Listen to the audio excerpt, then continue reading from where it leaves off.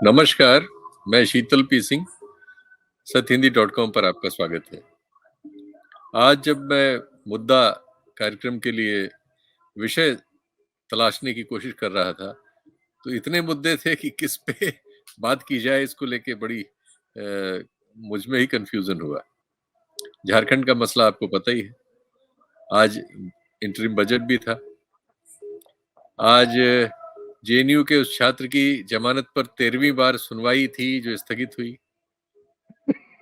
और बहुत सारी ऐसी चीजें हैं जो चारों तरफ हमारे हो रही हैं जिनको लेके मन करता है कि ये मुद्दा हो सकता है। जैसे ऐसे अनेक बयान लोग दे रहे हैं जो सांप्रदायिक सद्भाव को बिगाड़ने की बात नहीं, सीधे सीधे लोगों के सफाई की धमकियां हैं, किसी किसी कम्युनिटी को साफ करने की धमकियां हैं, सीधे हिंसा का आह्वान है और हम उन पर कोई कार्रवाई नहीं देखते। कई बार हम ऐसे लोगों को देख लेते हैं जिन्होंने कोई ट्वीट कर दिया या कुछ कर दिया, उनको घसीट के पुलिस ले जा रही है।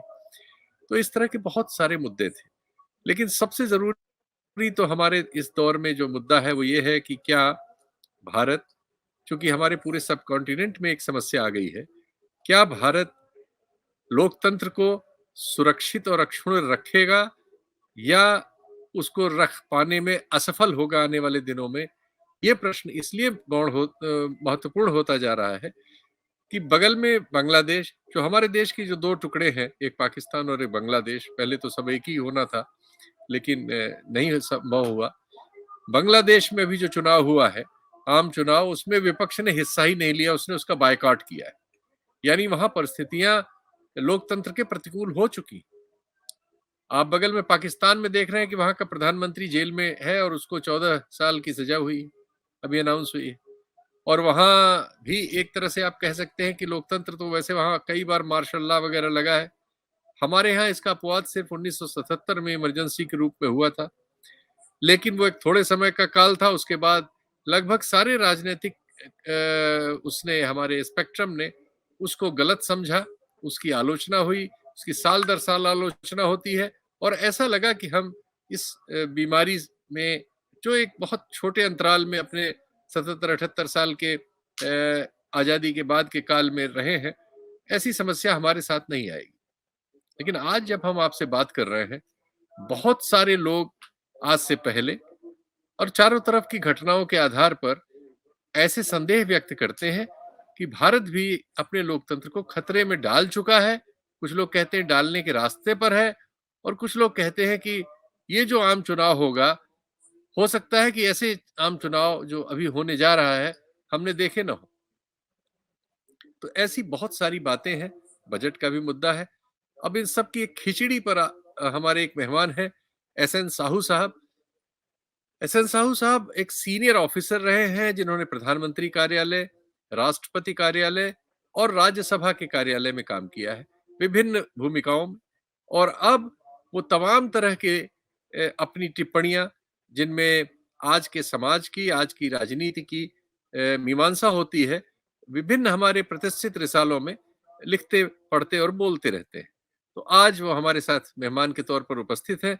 चलिए अब सीधे उनसे आपकी मुलाकात कराते हैं और अपने सवाल सीधे उन तक पहुंचाते हैं।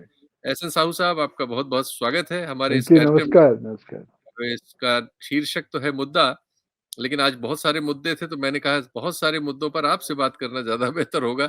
आपसे फोन वगैरह पर इस तरह की बात होती रहती है। तो सबसे पहले तो झारखंड में गवर्नर इस समय लापता है, इस पर आप क्या कहेंगे? नमस्कार शीतल जी। मैं जी, तो आपको सत्य हिंदी चैनल में बहुत बार सुन चुका हूँ और फ्रैंकली धन्यवाद। स्पीकिंग, आप जब भी डिस्कशन में आते हैं, मैं आपका नाम सुनता हूँ तो मैं वो प्रोग्राम को जरूर देखता हूँ पूरा बहुत अंत तक। बहुत बहुत बहुत धन्यवाद यू आर ए आपका। Source of inspiration. बहुत धन्यवाद, आपने मुझे एक मौका दिया। देखिए, अभी जो स्थिति है भारत में, बहुत भयावह स्थिति है और मन में ये एक आशंका तो आता है कि हमारा देश किस दिशा जा रहा है। और जी, पर्टिकुलरली आप अगर देखेंगे, हमारा जो गणतंत्र है, पार्लियामेंट्री डेमोक्रेसी है, सारे जी, इंस्टीट्यूशन तो लग रहा है कि ध्वस्त हो गया है। और गवर्नर का बात जब जब बोल रहे हैं, ये तो आप बता रहे लापता है। अभी देखिए, तमिलनाडु का गवर्नर एक मिनिस्टर को डिसमिस कर दिया। और ये जो कि संविधान के खिलाफ है, हमारा संविधान सभा में जो गवर्नर का रोल के बारे में जो चर्चा हुआ था, जो निष्पत्ति संविधान सभा ने लिया था, जी, उसके वो जो लेजिस्लेटिव इंटेंट बोलते हैं, वो लेजिस्लेटिव इंटेंट के खिलाफ है। और तो बहुत सारे गवर्नर्स अभी देखिए केरला में या बहुत सारे नॉन बीजेपी रूल स्टेट में ऐसे हो रहा है। अभी तो गवर्नर तो पंजाब में सेशन तो उन्होंने कन्वीन नहीं किया, बजट सेशन कन्वीन नहीं किया। कोर्ट जब जाना पड़ा सुप्रीम उनको। हाँ, कोर्ट जाना पड़ा। सुप्रीम कोर्ट में जैसे ही मामला सुनने के सुप्रीम कोर्ट ने जब ले लिया मामला मामला उसके ऊपर एडजुडिकेट करने के लिए, देन तुरंत उन्होंने सुप्रीम कोर्ट का फैसला आने से पहले उन्होंने कन्वीन कर दिया। जी, जी, तो ये जो समस्या, ये परिप्रेक्ष्य में अगर देखेंगे, गवर्नर ऑफ राजस्थान लापता है, तो ये एक उनका जो ओथ है, गवर्नर जो ओथ लेते हैं, गवर्नर और राष्ट्रपति, ये दोनों का ओथ जो है, प्रधानमंत्री बाकी सारे मंत्री का ओथ से अलग है। दे जी, are suppose to be to preserve, protect and defend the constitution. ठीक, संविधान का रक्षक है वो। जी, तो अगर अभी देखिए एक चीफ मिनिस्टर को अरेस्ट कर दिया है, तो वो पार्टी, जिस पार्टी का चीफ मिनिस्टर जिस पार्टी से आते हैं, उनका तो मेजोरिटी है। तो अभी एक गवर्नमेंट को तैयार करना है, तो फॉर्मेशन ऑफ ए गवर्नमेंट, तो जो सरकार बनाने के लिए तो गवर्नर का भूमिका बहुत जरूरी होता है, संविधान में लिखा गया है। अच्छा, तो फिर और अगर सरकार नहीं है, इसका मतलब है कॉन्स्टिट्यूशनल सेटअप जो स्कीम के मुताबिक जो सरकार होना चाहिए वो नहीं है, ही नहीं। तो मैं इस संविधान को एक टेक्निकल क्वेश्चन इसलिए पूछ लूँ आपसे, क्योंकि उन्होंने जब इस्तीफा दिया वहाँ के मुख्यमंत्री ने झारखंड के, तो जनरली ऐसे हम्म मामलों में जो गवर्नर होते हैं वो ये आदेश करते हैं कि आपका इस्तीफा स्वीकार करते हैं, लेकिन जब तक नई व्यवस्था नहीं हो जाती तब तक आप कार्यभार संभाले रहेंगे। इस केस हम्म। में क्या हुआ कि उन्होंने इस्तीफा दिया और चूंकि वो हिरासत में जाने वाले थे, तो गवर्नर ने ये आदेश नहीं किया कि तब तक का कार्यभार कौन संभालेगा। और अभी इस समय सच्चाई ये है कि वहां कोई वैधानिक स्थिति नहीं है, या तो वहां राष्ट्रपति शासन हो या मुख्यमंत्री कार्यभार संभाल रहा हो। तो आज की परिस्थिति हम्म यह है कि वहां कोई शासन नहीं है। क्या ऐसी परिस्थिति आपने हम्म। पहले कभी कहीं देखी थी? नहीं नहीं, ये बहुत महत्वपूर्ण बात आपने उठाया। अगर इसका मतलब है there is a vacuum, vacuum yes. है, वहां सरकार नहीं है, पता नहीं कौन शासन कर रहा है राज्य को। राष्ट्रपति भवन, राष्ट्रपति शासन नहीं लागू किया गया है। तो इसमें तो गवर्नर इमीडिएटली उनको लेना जो पदक्षेप लेना इस परिक्रमा में लेना चाहिए वो कि इमीडिएटली तो उन्होंने फिर अल्टरनेट लीडर या जो जो head of the majority party, उनको तुरंत बुला के एक शपथ दे देना वहां चाहिए था। वहां जो मेजोरिटी पार्टी है उसने अपना दावा भी कर रखा है, उन्होंने नाम भी दे हाँ, रखा है दबा कि रखा ये। है, एग्जैक्टली। तो यस। ये जो संविधान का जो दायित्व है, संविधान ने जो दायित्व न्यस्त किया है गवर्नर के ऊपर, तो गवर्नर संविधान के वो दायित्व को फुलफिल नहीं कर रहे हैं, तो ये संविधान में खिलाफ जा रहा है। अभी देखिए ये, हाँ, तो संविधान का उल्लंघन गवर्नर खुद कर रहे हैं, एक क्योंकि और जो खतरनाक बात गवर्न पे आपका ध्यान आकर्षित कराना चाहूंगा। जो हमारे यहाँ ईवीएम मशीनें हैं, इनको लेके आजकल बहुत वातावरण गर्म है। बहुत सारे समाज में हम्म इस तरह की धारणा है कि इनमें कुछ गड़बड़ी की जा सकती है। इस पर समय-समय पर आवाजें उठती रही हैं। एक समय में भारतीय जनता पार्टी के शीर्ष लीडर उस समय अडवाणी साहब और उनके एक वरिष्ठ प्रवक्ता ने एक किताब भी इस पर लिखी थी, और ये मुद्दा 2009 से लेके 2011 तक उन्होंने गर्म किया था। लेकिन सरकार बदलने के बाद उनकी राय शायद बदल गई। अब दूसरे लोग इस बात को कहते सुनते हैं।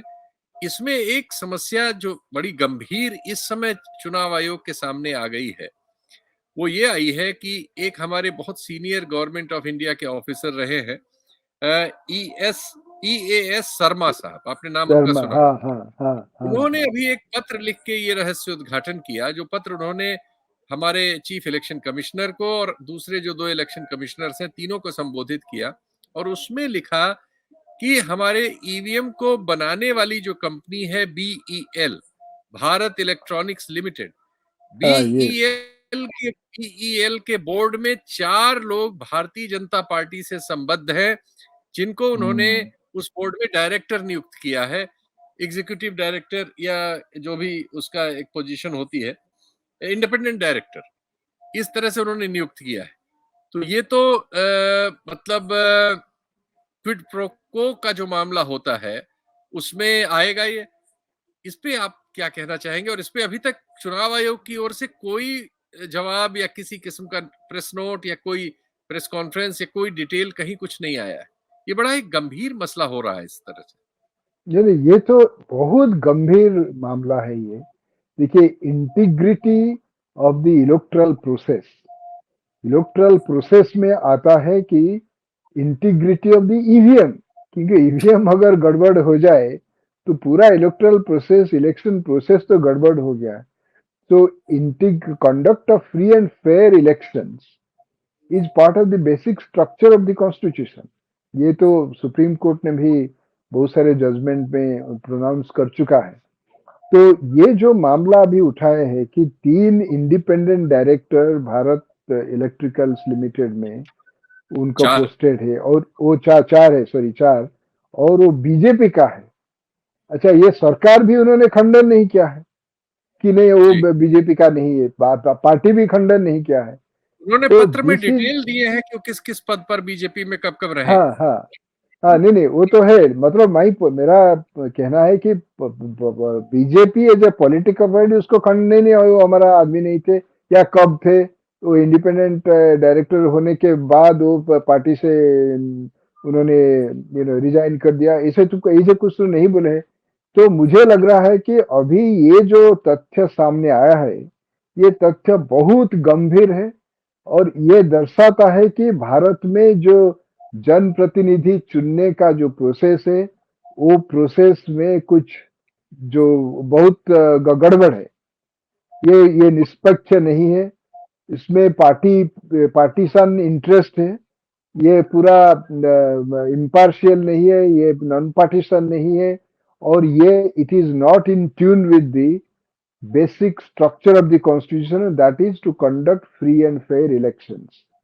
तो जो भी मामला अभी अभी जो सामने इस पूरा देश में चर्चा हो रहा है ईवीएम के बारे में, इंडिया अलायंस का पार्टनर्स उन्होंने भी बोला ईवीएम और वीपी पार्ट जो भी है, तो ये बड़ा एक प्रश्न चिन्ह लगा देता है हमारा इलेक्टोरल प्रोसेस में।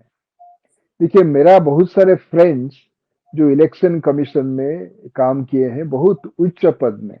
मेरा एक फ्रेंड है पीके दास, वो director general expenditure. SY Qureshi जब चीफ इलेक्शन कमिश्नर थे, उनको लिया गया, मिस्टर दास इंडियन रेवेन्यू सर्विस का है, तो उन्होंने पहली बार मिस्टर कुरैशी बोला, देखिए दास साहब, हमने मसल पावर को कंट्रोल कर चुके हैं। मसल पावर का कोई अभी जो थ्रेट है इलेक्टोरल प्रोसेस में था पहले, अभी है नहीं।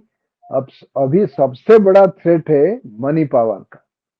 तो मनी पावर को कैसे कंट्रोल करा किया जा सकता है, एक इंडियन रेवेन्यू सर्विस ऑफिसर ही बहुत सारे मेजर्स दे सकते हैं। अच्छा, तो उन्होंने एक डॉक्यूमेंट बनाया, a manual for controlling election expenditure, something like that. Historic document था, पहली बार इनकम टैक्स ऑफिशियल्स डिप्लॉय किए गए during election process, search seizure बहुत कुछ हुआ। अच्छा, उन्होंने जो बनाया था सारे कुछ डाइल्यूट कर हो गया है अभी। अच्छा।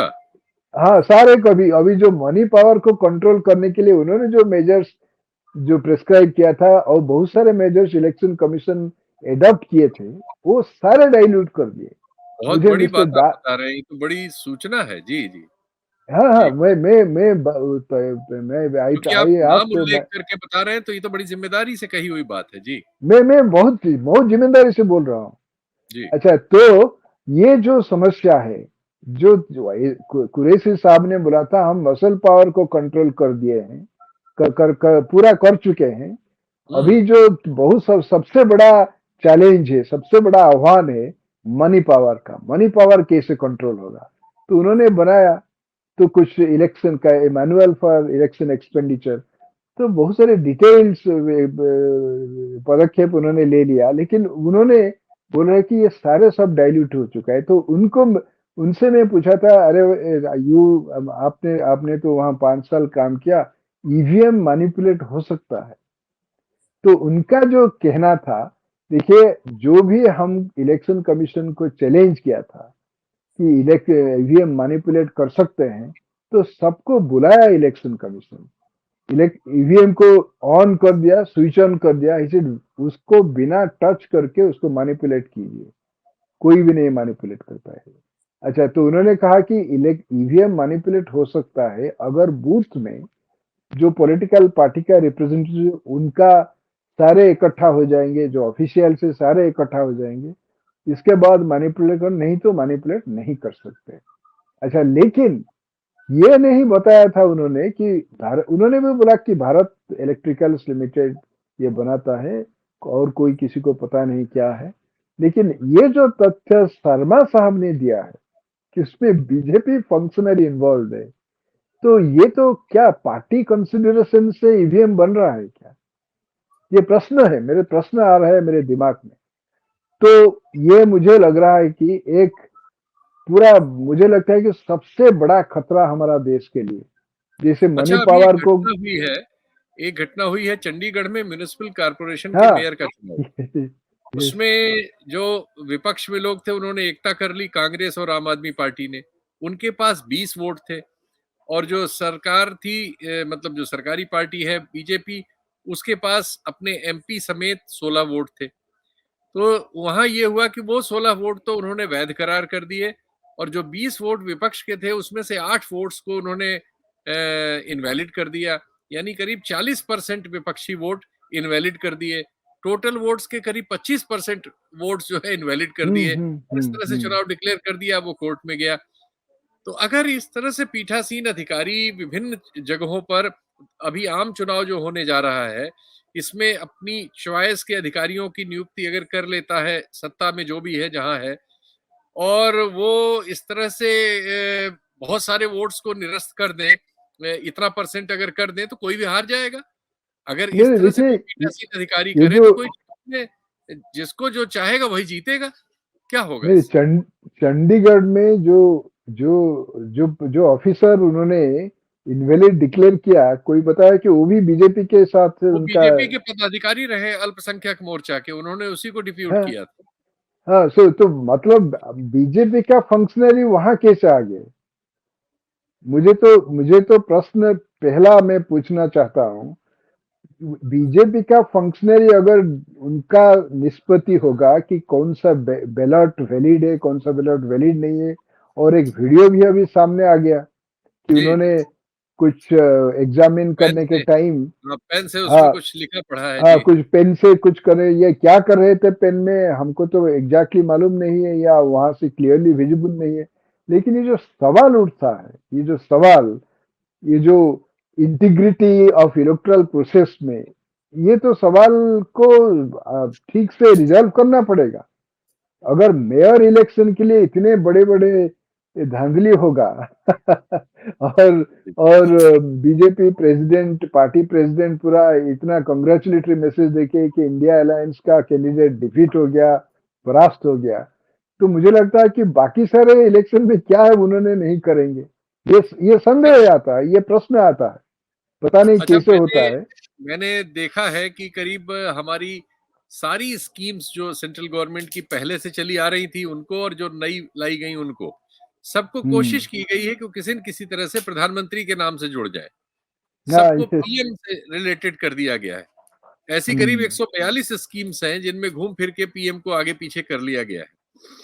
और हम्म। इनका, लेकिन जो मैंने कोशिश की कि इनमें जो बहुत पॉपुलर स्कीम्स हैं उनके बारे में हुआ क्या है और जो सरकारी घोषणाएं थी उनमें क्या हुआ, तो मैंने पाया कि बहुत सारी स्कीम्स में बहुत कठिनाइयां रही हैं इस सरकार को। जैसे एक गंगा सफाई का अभियान था। प्रधानमंत्री जी ने 2014 में कहा कि ये उनके जीवन का लक्ष्य है कि वो गंगा सफाई, अपने कार्यकाल में गंगा सफाई कर दें। अब उनको 2 कार्यकाल मिल चुका है और उनका 2021 में जो रिपोर्ट गवर्नमेंट के सामने है, उसके अनुसार कुल 20% ऑफ सीवरेजेस प्लांट्स जो है वो अब तक कंप्लीट हो पाए हैं। यानी अगर गंगा की सफाई के लिए 100% प्लांट साफ होने चाहिए, जो कंप्लीट बन के तैयार हो और ऑपरेशनल हो, तो अभी 21 तक की रिपोर्ट के अनुसार ये सिर्फ 20% है, जबकि इसमें 20,000 करोड़ रुपए अब तक खर्च हो चुके हैं। ये हुआ गंगा सफाई पर। एक और उनकी गारंटी थी कि वो बुलेट ट्रेन लाएंगे और 2022 में 15 अगस्त 2022 से ये चालू हो जाएगी बंबई से अहमदाबाद के लिए। ये बहुत चर्चित प्रोग्राम है उनका। इसकी बहुत आलोचना हुई थी कि क्या भारत को बुलेट ट्रेन की जरूरत है, क्या भारत की इकोनॉमी बुलेट ट्रेन को अफोर्ड कर सकती है। तब इसकी कीमत 1,05,000 करोड़ के आसपास, 1,04,000 5,000 करोड़ के आसपास थी। आज ये 2022 की तो डेडलाइन का पता नहीं, अब तो हम 2024 में बात कर रहे हैं और अब नई डेडलाइन आ गई है कि इस प्रोजेक्ट का आखिरी लेग 2027 में शायद कंप्लीट हो और इसकी जो कॉस्ट है वो अब 2 लाख करोड़ पे पहुंच गई है, ऑलमोस्ट डबल पब्लिक एक्सचेकर पे। और इस साल रेलवे में जो इन्वेस्टमेंट की बड़ी तारीफ की गई है, जिसके बहुत सारे मंत्री लोग ट्वीट कर रहे हैं कि रेलवे में बड़ा बजट दे दिया, वो कुल 2.5 लाख करोड़ है। तो 2 लाख करोड़ सिर्फ एक ट्रेन पर खर्च कर रही है सरकार और वो शोबाजी होगी ऑब्वियसली। उसमें कितने लोग यात्रा कर पाएंगे बिटवीन बॉम्बे टू अहमदाबाद। और दूसरी ओर पूरा बजट हमारा जिसकी तारीफ की जा रही है उसमें 2.5 लाख करोड़ का कुल एलोकेशन है पूरे रेलवे के लिए साल भर का। तो एक ये स्कीम है। एक और, मैं ये सब पढ़ इसलिए दे रहा हूँ, माफ करिएगा, क्वेश्चन बड़ा हो जाएगा, लेकिन आपसे फिर नहीं नहीं इसका नहीं। उत्तर मैं लूंगा। और ये तो बुलेट ट्रेन वाला हुआ। एक इनका ये था कि 2 करोड़ लोगों को हर साल हम जॉब देंगे। अब हम डाटा जो सीएसएस का है उसके अनुसार 50 साल में सबसे ज्यादा अनएम्प्लॉयमेंट का रेट हमारे यहाँ इस समय, और ये कॉन्टिन्यूअस है और उसका कोई इलाज नहीं हो रहा है। और रेलवे में 2 लाख भर्तियों की जगह कुल 6,000 नौकरियां निकाली गई हैं, जिसपे बिहार में और कई जगह आंदोलन हो रहा है। इसके बाद इनका एक और इसी तरह का इशू था कि हम मनुष्य को स्पेस में 2022 में भेज देंगे। हमारे स्पेस प्रोग्राम में ह्यूमन जो ह्यूमन फ्लाइट हम उसको करा देंगे जिसमें आदमी शामिल होगा। अब इसकी कोई चर्चा नहीं होती। एक और बात हुई जिसको कहा गया कि हमने सारे देश को इलेक्ट्रीफाई कर दिया है, गांव गांव हमारा इलेक्ट्रीफाइड है। इसको 2 अखबारों ने, फोर्ब्स ने और इंडिया टुडे ने इसकी जांच की 2022 में जब ऐलान हुआ, तो पाया कि ये बात सही नहीं है। करीब 35% गांव अभी हमारे जो है इलेक्ट्रीफाइड वहां नहीं है। वहां क्या हुआ कि जैसे खंभा एक फेंक दिया गया, एक ट्रैक्टर से खंभा खींच के डाल दिया गया और उसको इलेक्ट्रीफाइड घोषित कर दिया गया। कहीं तार का गट्ठर पहुंच गया, उसको इलेक्ट्रीफाइड घोषित कर दिया गया। इस तरह से हुआ। सबसे मजेदार इनकी और सबसे फ्लैगशिप योजना जिसका बड़ा चर्चा है, जिसका हर पेट्रोल पंप पे एक बोर्ड लगा रहता है जिसमें मोदी जी मुस्कुराते हुए एक सिलेंडर, एलपीजी गैस का सिलेंडर किसी स्त्री को सौंप रहे होते हैं। हमारे देश के 65,000 के आसपास पेट्रोल पंप्स के बिल बोर्ड्स पर ये पोस्टर लगा हुआ है मोदी जी का पिछले 10 सालों से। लेकिन इसकी हकीकत क्या है? इसके अनुसार अभी संसद में दिए गए जवाब और आरटीआई से पाए हुए जवाब बताते हैं कि 2022-23 में उज्ज्वला योजना के जो लाभार्थी थे उनमें से ज्यादातर ने 0 या 1 सिलेंडर कुल उठाया है साल भर में, या तो नहीं उठाया। जिन्होंने बिल्कुल नहीं उठाया उनकी संख्या 1.8 करोड़ है, और जिन्होंने 1 सिलेंडर भराया उनकी संख्या 1.5 करोड़ है।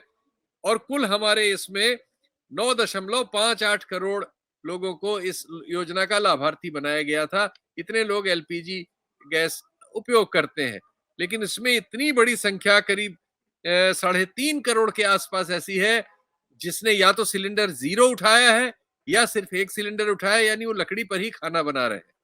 ये जो उज्ज्वला योजना की हकीकत है, क्योंकि गैस की कीमत बहुत हो गई। बहुत, इसी हाँ, वजह हाँ। से एक स्किल इंडिया नाम का प्रोग्राम बहुत प्रधानमंत्री ने फ्लैगशिप बनाया था और कहा था इसके साथ हम इंडस्ट्री को जोड़ दे रहे हैं। इंडिया इनकॉर्पोरेटेड से ताली बजवा ली गई थी। विभिन्न चैम्बर ऑफ कॉमर्स में प्रोग्राम होके माला फूल पहन लिए थे नेताओं ने, फोटो हो गया था। अब इंडिया इनकॉर्पोरेशन ने अपने आप को 2022 से इस प्रोग्राम से विथड्रॉ कर लिया है और ये प्रोग्राम कहाँ चल रहा है, कैसे है, किसी को पता नहीं। इसका कोई आंकड़ा नहीं है कि कितने लोगों को इन्होंने क्या स्किल दी और वो कहाँ काम कर रहे हैं और कितने दिनों तक हुँ। उनके पास काम रहा।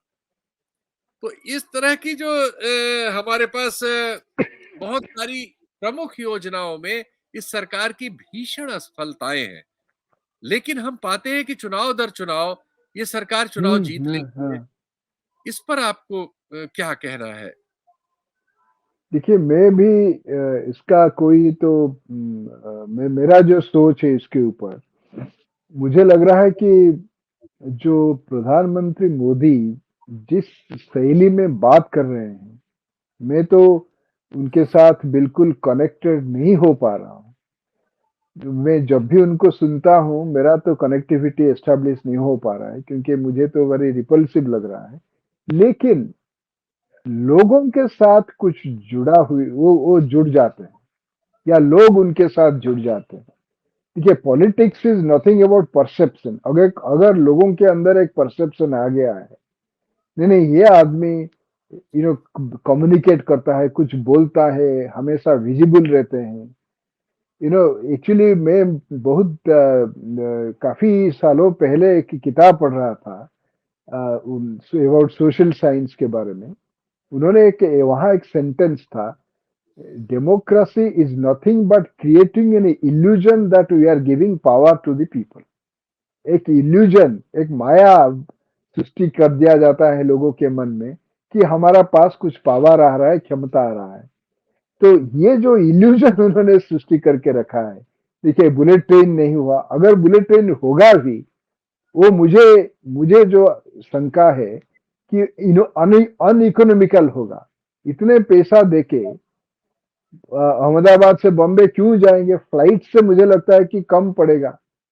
या आप सेकंड एसी में जाइए या फास्ट एसी में जाइए या कोई भी क्लास ट्रेन का कोई भी श्रेणी में जाइए, उससे तो बहुत कम होगा। और सिमिलरली आप तो आपने और एक बात आपके दिमाग में होगा जरूर कि उन्होंने बोला कि 222 तक किसान का आय जो है दुगना हो जाएगा। वो भी नहीं हुआ। बहुत सारे उन्होंने जो वादा किए थे, अरे मोदी जी तो कुछ दिनों के बाद जब सत्ता में आए, पेट्रोल दाम कम हुआ कि नहीं, ये जो वीडियो आपने देखा होगा बहुत सारे जगह में, ये तो वायरल हुआ जब पेट्रोल प्राइस बढ़ने लगा। तो मैं उस वक्त सोच रहा था, ये एक प्रधानमंत्री कैसे ऐसे बोल रहे हैं कि पेट्रोल प्राइस कम हुआ है कि नहीं। देखिए, कोई प्राइस, पेट्रोल का प्राइस कोई प्रधानमंत्री के हाथ में नहीं है। कोई स्पीच देने से पेट्रोल प्राइस कम नहीं हो जाता। अंतरजातीय क्षेत्र में क्या होता है, पेट्रोल प्राइस कितना हुआ है, क्या नहीं हुआ है, डोमेस्टिकली आपका स्थिति क्या है, इसके हिसाब से तो ये कुछ इल्यूजन उन्होंने क्रिएट करके रखा हुआ है। अभी देखिए आप, मैं अभी रिसेंटली उड़ीसा गया था। अभी जो जिस दिन प्राण प्रतिष्ठा हुआ था राम मंदिर में, उस दिन मैं कुछ गांव के अंदर गाड़ी लेके जा रहा था। मैं एक जगह पहुंचना था ट्रेन पकड़ने के लिए, भुवनेश्वर आने के लिए। तो गांव-गांव में प्राण प्रतिष्ठा का जो हो रहा था अयोध्या में, सेलिब्रेशन हो रहा था।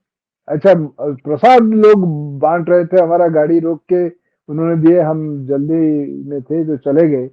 तो इसका मतलब क्या है, लोगों के अंदर जो अगर धर्म का चीज़ कुछ भर्ती किया जाएगा मन में, बाकी सारे चीज़ वो भूल जाएँगे। देखिए, डॉक्टर बी आर अम्बेडकर 1928 में उन्होंने एक एविडेंस दे रहे थे कि स्टैट्यूटरी कमीशन के सामने उन्होंने जो 28 में बोले थे, अभी एग्जैक्टली वही हो रहा है। उन्होंने कहा, तो लिखे थे, कितने सेंचुरीज लग गया यूरोप में सेकुलराइजेशन ऑफ पॉलिटिक्स करने के लिए। पॉलिटिक्स को सेकुलराइज करने के लिए यूरोप में कितने 100 साल लग गया। फिर भी रिप्रेजेंटेटिव गवर्नमेंट इतना कमजोर है यूरोप में, सेकुलराइजेशन ऑफ पॉलिटिक्स के बाद भी। तो उन्होंने कहा इंडिया में पता नहीं कितना सेंचुरीज लग जाएगा, और उन्होंने कहा पॉलिटिक्स, भारत का राजनीति जो है, politics in India is nothing but theology in action. धर्म शास्त्र के बेसिस पे भारत का राजनीति जो है वो शेप लेता है। अच्छा, तो अभी देखिए अयोध्या में राम मंदिर प्राण प्रतिष्ठा, उड़ीसा में जगन्नाथ परिक्रमा, प्रधान चीफ मिनिस्टर नवीन पटनायक इनाग्रेट, वो तो मंदिर का बाहर था। अच्छा, देन केजरीवाल क्या कुछ कांड रामायण का, अयोध्या कांड या लंका कांड, उत्तराखंड का पाठ, हाँ पाठ हुआ। अच्छा, बाकी और कहाँ कुछ ऐसे ही हो रहा था, सारे धर्म के साथ जुड़े हुए थे। तो तो मैं इसी से रिलेटेड सवाल आपसे करना चाहता हूं कि 28 में अंबेडकर साहब ने जो कहा, लेकिन जब उन्होंने कॉन्स्टिट्यूशन बनाया तो इसमें बैरिकेड लगाया और उन्होंने हाँ कहा हाँ कि साइंटिफिक टेम्परामेंट लाने के लिए सरकारों को काम करना होगा। इसके बाद 71 में हमने संविधान में धर्मनिरपेक्षता को अंगीकार कर लिया, सेकुलरिज्म को अंगीकार कर लिया। तो क्या ये संविधान के लिहाज से गलत नहीं है कि हमारे देश के प्रधानमंत्री खुद उस धर्म को जिससे वो बिलोंग करते हैं उसको प्रमोशन करते हुए मिलें, उसके आधार पर वोट मांगते हुए मिलें, कहीं हनुमान जी का नाम लें, कहीं राम जी का नाम लें, कहीं किसी को दूसरे धर्म के लोगों को कपड़ों से पहचान लिए जाने की के इशारे करें? ये गैर कानूनी हुआ कि नहीं, असंवैधानिक नहीं हुआ नहीं कि नहीं? नहीं नहीं, देखिए पूरा, देखिए संविधान के खिलाफ ये है। अभी देखिए मैंने एक आर्टिकल लिखा, सोमनाथ में जब राष्ट्रपति राजेंद्र प्रसाद 1951 1951 में उन्होंने प्राण प्रतिष्ठा में योग दिया, और प्रधानमंत्री मोदी 2024 में अयोध्या प्राण प्रतिष्ठा, मंदिर का प्राण प्रतिष्ठा में योग दिया। तो मैंने जब देखा, प्रेसिडेंट राजेंद्र प्रसाद का स्पीच पढ़ रहा था जो सोमनाथ में उन्होंने दिए थे, और मैं उस स्पीच को मैंने रखा प्रधानमंत्री मोदी का स्पीच के साथ देख रहा था। तो मिस्टर राजेंद्र प्रसाद सोमनाथ में 51 में जो स्पीच दिए थे, उन्होंने धर्मनिरपेक्ष का बात क्या उठाया था। अच्छा, हाँ, यस, देखिए राजेंद्र प्रसाद जी को, राष्ट्रपति राजेंद्र प्रसाद जी को सिर्फ नेहरू मना नहीं किया, नेहरू तो मना कि आप मत जाओ, आप एक संविधानिक पोस्ट में हो, राष्ट्रपति पोस्ट में, और हमारा जो है स्टेट जो है ये न्यूट्रल है टू रिलीजन, आपका जाना ठीक नहीं होगा। तो राजेंद्र प्रसाद ने कहा नहीं, मैं पर्सनल कैपेसिटी में जाऊंगा। राजगोपालाचारी भी उनको चिट्ठी लिखे और उनको बताया मत जाइए। राधा कृष्णन, सर्वपल्ली राधा कृष्णन, उन्होंने लिखा आपका जाना वहां बहुत सारे मिसअंडरस्टैंडिंग शुरू हो जाएगा। मृदुला सराभाई, विक्रम सराभाई का सिस्टर भी लिखे थे, वो फ्रीडम फाइटर थे, गांधी जी का करीब थे, उन्होंने भी बोला, सिर्फ एक दो कुछ नहीं, बहुत सारे लोग बोले। अच्छा, उन्होंने जब गया, मुझे मन में आया कि राजेंद्र प्रसाद ने जाके वहां क्या किया, कुछ भाषण तो दिए होंगे, तो उनका हिंदी भाषण मुझे मिल गया, उनका कलेक्टेड वर्क्स में। तो उन्होंने कहा देखिए मैं यहाँ आया हूँ प्राण प्रतिष्ठा का ये सोमनाथ मंदिर में, लेकिन हमको ये मन में सबको रखना चाहिए कि जो है संघ जो है यूनियन ऑफ इंडिया वो धर्मनिरपेक्ष है। मैं आया हूँ राष्ट्रपति, लेकिन इसका मतलब नहीं है कि मैं हिंदू धर्म को सपोर्ट कर रहा हूँ यहाँ, या और किसी धर्म के खिलाफ जा रहा हूँ। ये जो धर्म निरपेक्षता का पहला 2-3 लाइन में उन्होंने बोला था, इसके बाद बोला सबसे बड़ा खतरा क्या है हमारा मानव समाज को, भारत देश को, धर्म के आधार पर असहिष्णुता। ये भी ये बोला था, बोला है? ये बोला है, धर्म के अच्छा, आधार पर असहिष्णुता, अगर उसको हम कंट्रोल नहीं करेंगे तो ये हमारा देश के लिए बड़ा खतरा होगा। और अभी जो उन्होंने कहा, देखिए देखिए वहां सरदार पटेल का नाम भी लिया। जब यहाँ मोदी जी ने भाषण दिए थे, वो तो आडवाणी जी का नाम नहीं लिया, आडवाणी जी रथ यात्रा जो किया था उसके वजह से तो सारे बाकी सारे डेवलपमेंट्स हुआ। तो उन्होंने कहा देखिए सरदार पटेल का इनिशिएटिव से ये जो मंदिर उद्धार हुआ है, पुनर्निर्माण हुआ है, प्राण प्रतिष्ठा भी हो रहा है।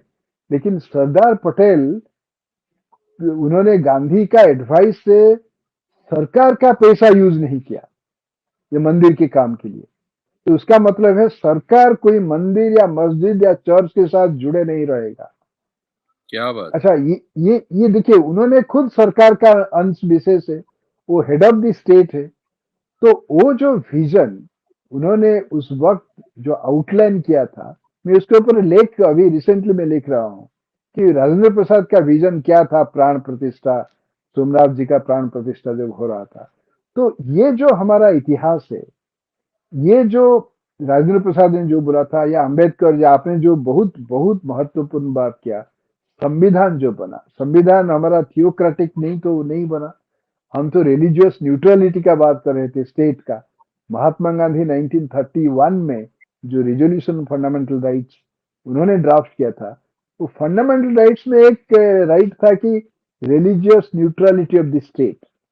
डॉक्टर बी आर अम्बेडकर 1945 में उन्होंने जो एक constitution for the united states of India, जिसमें वो फंडामेंटल राइट में वहां भी एक पॉइंट था कि religious neutrality of the state.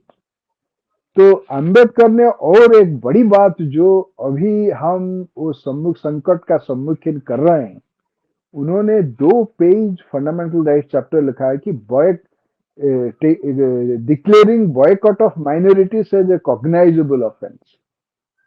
अगर माइनॉरिटीज को, चाहे मुस्लिम हो, क्रिश्चियन हो, कोई भी माइनॉरिटी हो, उनको बॉयकॉट करने के लिए कॉल किया जाएगा, उनको बिजनेस से, इकोनॉमिक एक्टिविटी से, या उनका धर्म के आधार पर उनको वर्जन करो, ये अगर होगा तो बॉयकॉट का उन्होंने डेफिनेशन दिया और उन्होंने कहा कि ये कॉग्नाइजेबल ऑफेंस होगा और future legislature of India, Bharat का भविष्य पार्लियामेंट में उसके खिलाफ कानून बनेगा। तो ये जो स्थिति हम अभी संकट का सम्मुखीन कर रहे हैं, देखिए call for boycott, call for genocide. अच्छा, ये तो स्टेट प्रधानमंत्री कुछ नहीं बोलते या कोई भी स्टेट फंक्शनरी कुछ नहीं बोलते। तो मुझे लग रहा है कि हमारा दायित्व है ये सारे जो इतिहास का, देखिए आपका चैनल से ये बात हम कर रहे हैं, बहुत सारे लोग दर्शक जुड़े हुए हैं हमारा साथ, उनको उनको तो कुछ मालूम होगा कि देखिए सोमनाथ के मंदिर का प्राण प्रतिष्ठा में इसे राजेंद्र प्रसाद बोले थे, धर्मनिरपेक्ष का बात हुआ था।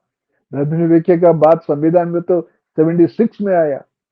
मैं कल एक आर्टिकल लिखा गांधी जी का राम राज्य, तो 1926 में 26 आरएसएस एस्टैब्लिश होता 1925 में। 1 year before he said non cooperation movement, जो मूवमेंट है ये हिंदू राज नहीं बनने के लिए मूवमेंट कर रहे हैं। हिंदू राज का प्रतीक्षान क्या था before Hindu Raj was taken up by RSS. अच्छा, इसी हाँ इसी नोट पे आज की बात रोकनी पड़ेगी। अभी अगले हमारे कार्यक्रम लगे हुए हैं। ओके बहुत ओके। बहुत धन्यवाद। बड़ी इंटरेस्टिंग बात आपने ये बताई, क्योंकि अभी नए बहुत सारे हमारे युवा डॉक्टर राजेंद्र प्रसाद के बारे में एक गलत फहमी पाले हुए हैं, लेकिन आपने जो हाँ हाँ, क्लैरिफिकेशन दिया है ये बहुत ही इंटरेस्टिंग है, बहुत ही जरूरी था। बहुत बहुत शुक्रिया। फिर मुलाकात होगी। बहुत धन्यवाद, थैंक यू सो मच। सत्य हिंदी का ऐप डाउनलोड करें गूगल प्ले स्टोर पर।